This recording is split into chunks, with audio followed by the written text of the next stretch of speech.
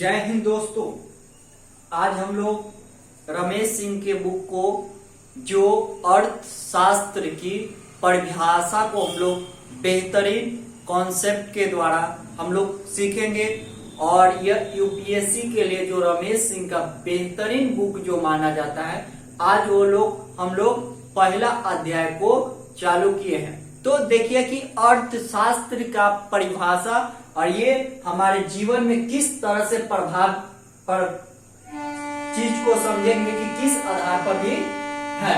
यानी अर्थशास्त्र क्या है, यानी आपसे पूछा जाएगा ये कमी का विज्ञान है और ये कमी का क्यों विज्ञान है। अर्थशास्त्र के पहले परिभाषा जानेंगे, उसके बाद में हम लोग इसको अध्ययन करेंगे। तो अर्थशास्त्र क्या है कि मानव के आर्थिक गतिविधि को अध्ययन को क्या कहते हैं, यानी मानव जो भी गतिविधि कर रहा है, यानी जो भी कर रहा है वो कौची है, अर्थशास्त्र है, यानी इकोनॉमिक्स है, यानी अर्थव्यवस्था है। तो अर्थशास्त्री क्या होता है कि वो तार्किक चीज को बताती है कि भविष्य में क्या होने वाला है और भविष्य में किस प्रकार के भारत की अर्थव्यवस्था जाने की कंडीशन है, वह कौन बताता है, वह अर्थशास्त्री जो वैज्ञानिक रहते हैं वो बताते हैं। तो पॉइंट नंबर 1 है कि अर्थशास्त्र क्या होगा, यानी अर्थशास्त्र सारे गतिविधियां, यानी मनुष्य सारे गतिविधियां करता है, वह कौची होता है, अर्थशास्त्र होता है। अब जिस तरह से हम समझेंगे कि मंदिर जाना भी एक कौची है, अर्थशास्त्री, यानी अर्थव्यवस्था के रूप में काम होगा कि नहीं होगा। मान लीजिए कि मंदिर में से आप वहां से फूल लीजिएगा तो फूल वाला माली होगा, तो उसकी घर की अर्थव्यवस्था काम होगा कि नहीं होगा। तो अर्थशास्त्री यही तो चीज को बताती है कि किस प्रकार के हमारे देश के आगे बढ़ सकती है। तो मंदिर जाना भी एक कौची है, अर्थव्यवस्था में काम हो सकती है। नौकरी पर क्यों जाना चाहते हैं आप, क्योंकि वहां से आपका पैसा आएगा और पैसा से आपके घर की इनकम चलेगी। जैसे शिक्षा क्यों लेना चाहते हैं, तो शिक्षा इसीलिए न लेना चाहते हैं ताकि हम जो पढ़ सकते हैं वह भविष्य में पैसा उससे कमा सकते हैं। पैसा कमाने के लिए हमको जी करते हैं, शिक्षा का ग्रहण करते हैं।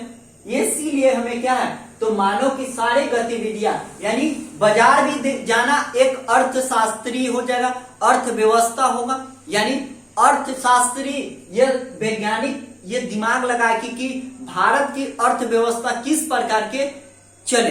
तो इस प्रकार के जैसे कि सामाजिक, आर्थिक, राजनीतिक राष्ट्र में अधिक भूमिका निभाती है। क्यों निभाती है, आर्थिक निभाएगी क्योंकि मंदिर भी जाना इस तरह के आर्थिक गतिविधि करेगा, यानी आर्थिक का मतलब पैसा होता है कि किसके पास में आर्थिक रूप से जिसको कमी हो जाएगा, यही तो भरपाई कौन करता है, इकोनॉमिक्स, जिसे अर्थशास्त्र कहते हैं। यानी मानव को सारे गतिविधियों को अध्ययन को अर्थशास्त्री में इसको कन्वर्ट करते हैं। अब देखिए आपके पास में आय कितना है, आय आपके पास में मान के चलिए कि 15,000 है, तो उस परिस्थिति में आप कैसे करिएगा, तो आपके पास में आय जो है वो 15,000 है।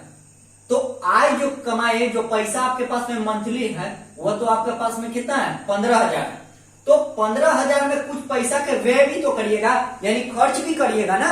जितना भी लोग हम कमाते हैं उसके प्रति तो हम खर्च भी तो करते हैं। मान के चले कि मेरे ट्यूशन का भी 10,000 आता है, तो उसमें खर्च भी तो है। ऐसा थोड़ी कि मेरे पास में, मान के चले कि इसको किराया में हमको 3,000 रुपया देना पड़ेगा, भोजन में 5,000 रुपया सबसे ज्यादा खर्च होता है, घर में हमको देना पड़ेगा 5,000 और 2,000 स्कूल फीस के लिए मेरे चीजों को भी। तो मेरा तो बताइए आय कितना था, 15,000। अब ये इससे ज्यादा दुगना हो गया, तो मान के चले कि जितना आप कमाते हैं उतना से आप ज्यादा लुटा ही दिए, तो आपके पास में बचा कुछ। तो यही तो अर्थशास्त्र की परिभाषा हुआ, क्या हुआ कि कमियां को ये दर्शाएगा, यानी अर्थव्यवस्था वैज्ञानिक रूप में दर्शाएगा। यानी वैज्ञानिक है, तार्किक होनी चाहिए, अतार्किक नहीं होनी चाहिए, यानी वैज्ञानिक रूप में तार्किक होना चाहिए। और इस तरह से भी हम चीजों को भी देख सकते हैं। तो अगर वीडियो अच्छा लगे तो लाइक और शेयर भी करेंगे। तो यानी किराया में इतना दिया, भोजन में इतना खर्च किया, घर में इतना किया, स्कूल में इतना खर्च किया। तो बताइए वैज्ञानिक रूप से क्यों क्या कि कमी को दर्शा रहा है, यानी वैज्ञानिक रूप में कमी को दर्शा रहा है। अगर मान के चले कि सीमित हो गया, आप अपनी जितना चीज को कर दिए 15,000 में कुछ सीमित हुआ कि नहीं हो। तो यही तो अर्थव्यवस्था में, इसी को तो समस्या का हल निकालने के लिए अर्थशास्त्र की परिभाषा होता है। बिल्कुल रटंत विधियां मत पढ़िएगा, हम लोग को पढ़ाया गया जो आज तक कोई किताब में किसी भी लॉजिकल थी, यानी हमारे पढ़ाई का मतलब क्या होना, तार्किक होनी चाहिए।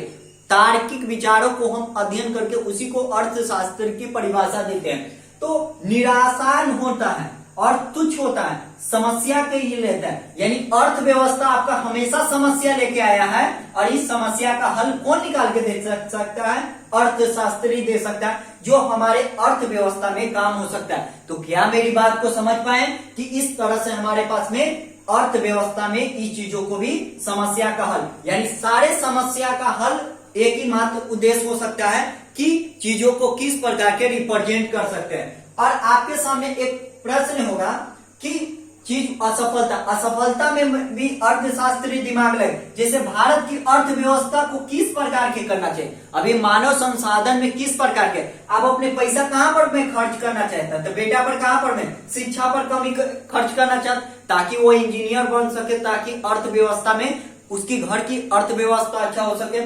तो आप इस चीज को समझिए कि सारे गतिविधियां मनुष्य कर रहा है, मैं यह भी पढ़ा रहा हूं तो यूट्यूब पर किस लिए पढ़ा रहा हूं, ताकि इससे मेरी अच्छा परफॉर्मेंस हो सकता है और अच्छा पैसा कमा सकते हैं।